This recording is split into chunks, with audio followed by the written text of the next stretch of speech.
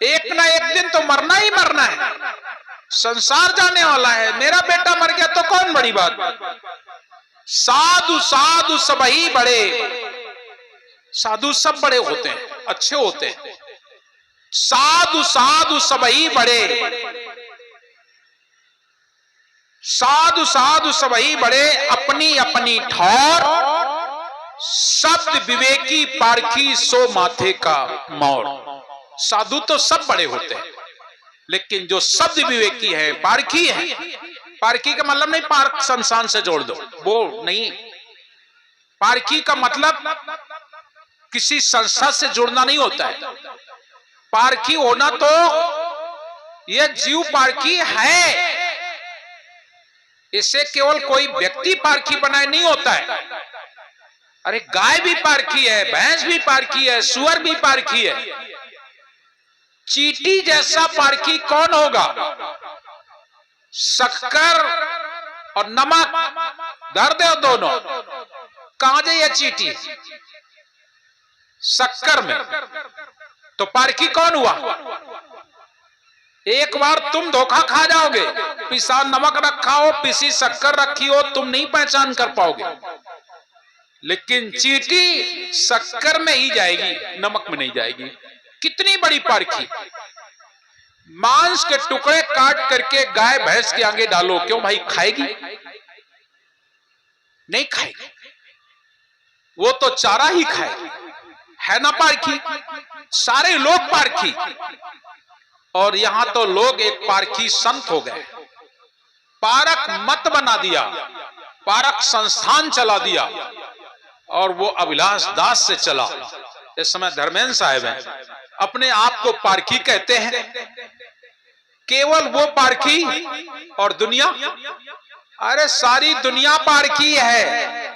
और तुमने क्या परख किया, जड़ और चेतन, बस दो को उन्होंने परख किया, जड़ और चेतन। साहब कबीर ने एक भजन में गाया, जड़ चेतन दो रूप बने, एक कंचन दूजी कामनिया, जोरा जोर जनावे या माया है बड़ी परपंचनिया।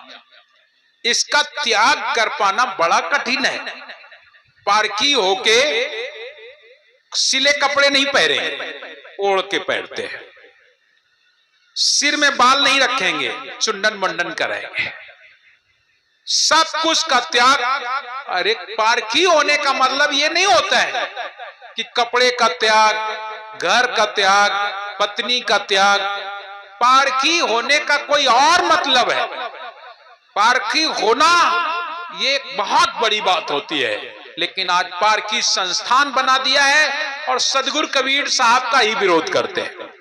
वो कहते हैं सदगुरु कबीर साहब को वो एक साधारण इंसान समझते हैं, साधारण इंसान समझते हैं, संत समझते हैं, बाद बाकी कुछ नहीं समझते हैं।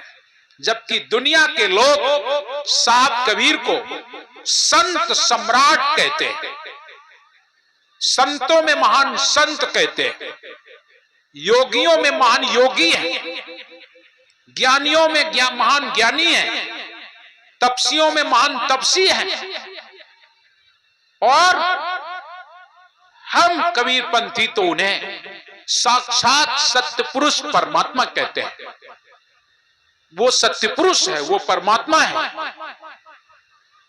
आज वो लोग साहब कबीर के नाम की ही रोटी खाते हैं, और साहब कबीर को ही बदनाम कर देते हैं।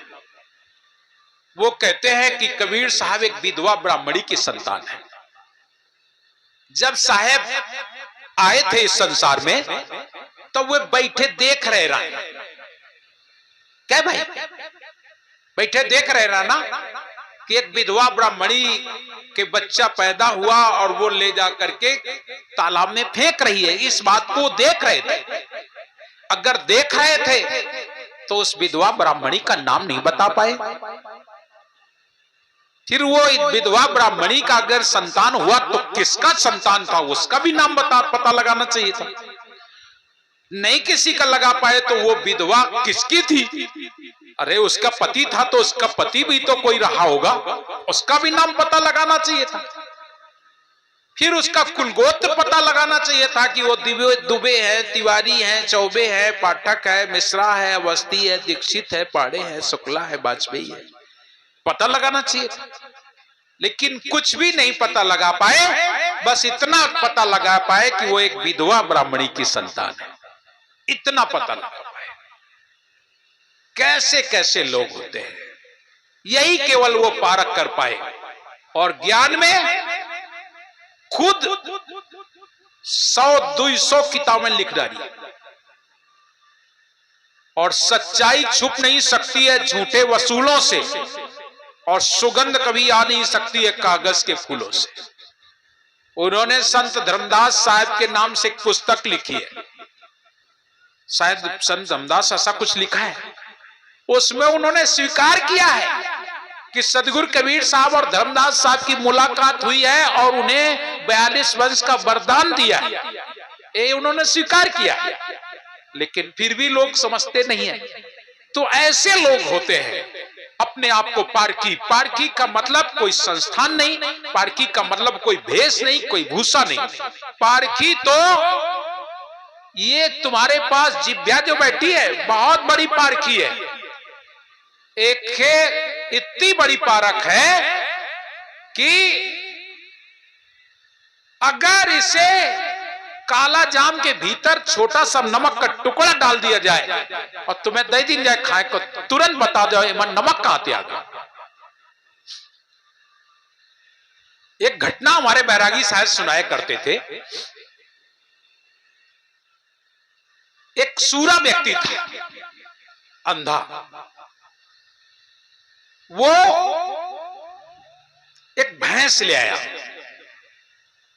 और जब भैंस ले आया तो उसकी भैंस ने बच्चा जन्म दिया, पड़िया। वही बगल में दूसरे की भैंस वह पड़वाते भी आ गया, और वो बेचारा सूरा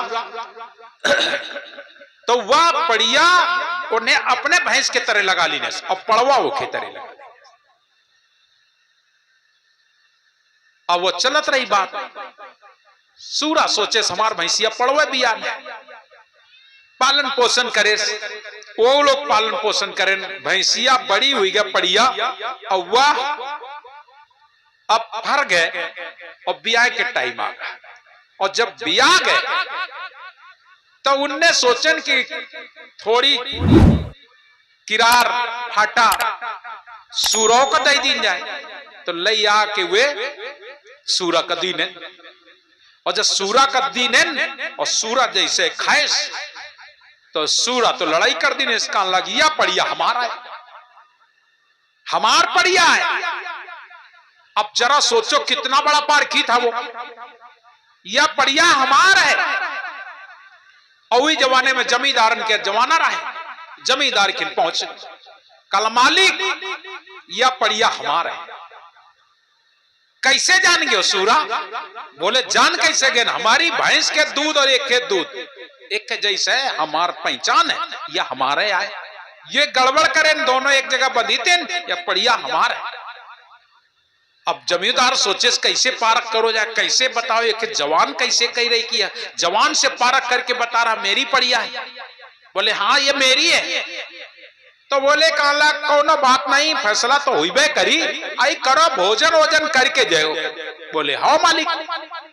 बढ़िया बढ़िया उन्हें पूड़ी उड़ी बनवाई।